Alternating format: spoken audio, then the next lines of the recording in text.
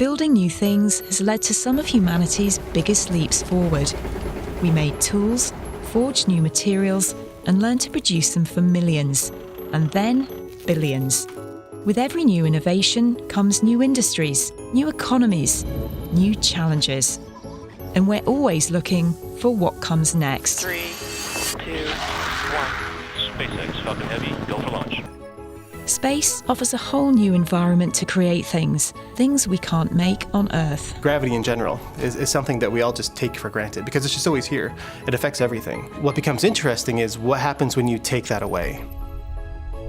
Private companies are creating new materials, 3D printing tools, even living tissue, and developing the technology to build entire factories in space. If successful, for-profit manufacturing could lead to a new gold rush, launching the business of space to its next giant leap.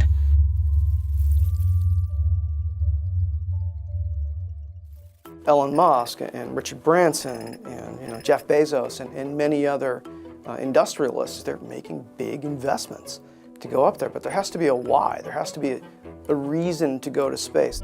We want to see a very robust commercial marketplace in space, but the other thing that we have to do is we have to prove the industries that ultimately are going to be able to take advantage of the microgravity environment of space. In space, we're opening the way to private enterprise. Since the 1980s, companies have been investigating the unique properties of microgravity, yielding major breakthroughs in the areas of biomedicine and advanced materials research. And now some are looking to start production. Manufacturing in space has at its core the following idea. This extraordinary environment with a completely different set of environmental factors than the Earth can enable you to manufacture things that you couldn't manufacture on Earth that have value. 3, 2, 1, 0. Ignition. Liftoff.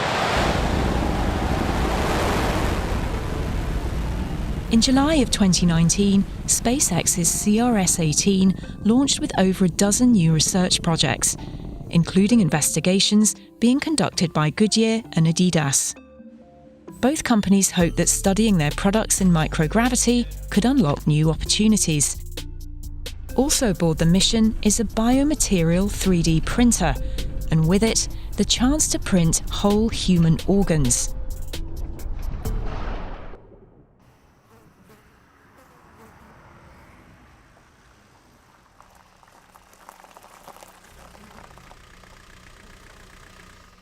Spock, BFF on Side 4. Go ahead. So you were working with DMC to go ahead and get our command window open a little early, correct? Yes, bandwidth is available.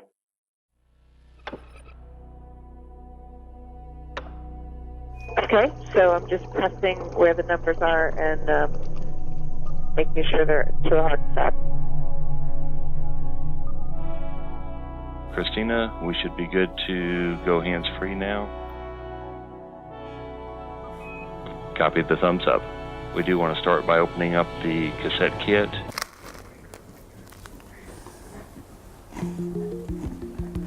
It's just past 3 a.m. and the team at Techshot is prepping their initial printing run for the newly arrived Biofabrication Facility, or BFF. Fueled by coffee and the type of food you might expect to find at 3 a.m, the team is working directly with astronauts aboard the ISS, all from the comfort of Techshot headquarters, located just outside Louisville, Kentucky. Now we want to double-check that the smart pumps are in the up position. We're going to be sliding the cassette in, and we just don't want to bump them with the cassette. I see. That looks great. We are good to go ahead and put the door back on. Okay, copy that. We'll be able to do some printing. Definitely. From the outside, the BFF doesn't look that much different to traditional 3D printers. But inside, these smart pumps are being loaded with living cells. And for the company, all eyes are focused on the inaugural drop, paving the first biological brick on the long road to printing human organs. Currently, there's over 113,000 people on the organ donation list, and 22 people are dying every day because there's not an organ available. BFF has that long-term potential to someday maybe be able to provide some hope and a cure for some of those people. This is John Vellinger, the CEO of Techshot, a company he co-founded over 30 years ago. While his latest project just succeeded in its initial test prints, the BFF has a long way to go before it's printing anything as complex as a human liver or heart. Techshot is demonstrating the BFF technology with this current flight, and we anticipate being able to print organs and structures might be 5 to 10 years out. Bioprinters have been on Earth for over a decade and can print things like ear and nose cartilage that are living tissue. But for complex systems like organs, the difficulty has been printing the vascular networks within the tissue itself. Without vascular tissue to distribute the needed nutrients, any printed cells would die off well before they could be used. And Techshot believes that gravity is a big part of the challenge. So let's just say that you want to create something that has one layer of cells, and then on top of that, a different layer of cells, and then on top of that, like a third layer of cells. So one way that you could do that would be to just print one cell in a layer, and then your second layer with another type of cell, and then your third layer with another type of cell. But depending on those materials, over a short period of time, those cells may not stay in those layers. They may settle out and then end up combining. You think of, printing, if you tried to print with water here on Earth, you know what would happen. It would just squirt out like out of a water gun. And that is because in a gravity environment, everything wants to just squirt out and wet out and spread out. But in the microgravity environment, you don't have to worry about any of that. So you have a much wider range of materials that you can print with. To combat the effects of gravity on Earth, researchers have used scaffolded structures in order to support the growing cells. The problem is a lot of ways that is accomplished isn't necessarily the best for biology. It can limit the types of materials that you can use, and it can also limit the types of cells that can really thrive in that environment. In microgravity, you wouldn't necessarily have to do that. You could have your different layers or areas or sections of different types of cells and put them next to each other, and there are no other forces that are going to cause them to mix. So you have this opportunity to be able to make these small regions in 3 dimensions in a different type of way and different type of structure that would be very difficult to do on the ground. Microgravity-enabled bioprinting still has numerous hurdles to cross before it can produce a product for sale. Only now that the printer is operating aboard the ISS can researchers begin to understand the correct materials and process necessary not only to print organs, but to culture and preserve them long enough to return back to Earth. But all that time and research is part of Techshot's plan. Techshot's business model is to be a tech engine. We're generating new technologies. And then if we feel like that technology has a potential, commercial potential, we spin that off into a different company or to a different group. They liken their business to Levi Strauss in the 1800s. During the gold rush, Levi Strauss started out by providing canvas material for tents and wagons. And when those miners needed a more durable fabric, the now iconic blue jeans were born.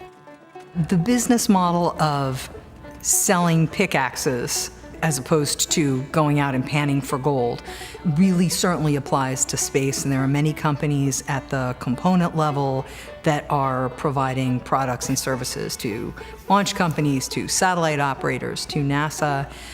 One of the challenges in that business model is you need a gold rush. It's not clear that 3D printed organs could set off any kind of a gold rush to space, so in order to stay in business, Techshot needs to have other projects, making sure it doesn't keep all of its eggs in one satellite. This is my science fair project that I started in 8th grade. The whole experiment was to see how would the chicken embryo develop in space without the presence of gravity. This science project evolved into the space shuttle project. Imagine this chicken egg in the back of the barnyard. Gravity is causing the yolk to fall to the bottom of the egg. Now the hen has a natural instinct of turning that egg around. So therefore the yolk will go back up to the top, and gravity pulls it back down to the bottom again. Now what would happen to that egg up in space? The project was sponsored by Kentucky Fried Chicken, in which their worldwide headquarters is located in Louisville. And so the engineer that I worked with, Mark Deucer, he and I are the ones that decided to start Techshot and start it right here in Louisville, Kentucky. We started in a motel. It was just two rooms, and eventually we went into 4 rooms of the motel. And then as Techshot matured and developed and gained more projects and more opportunities, then we decided, we're in this for the long haul. And so we built a world-class research facility here that we're sitting in today.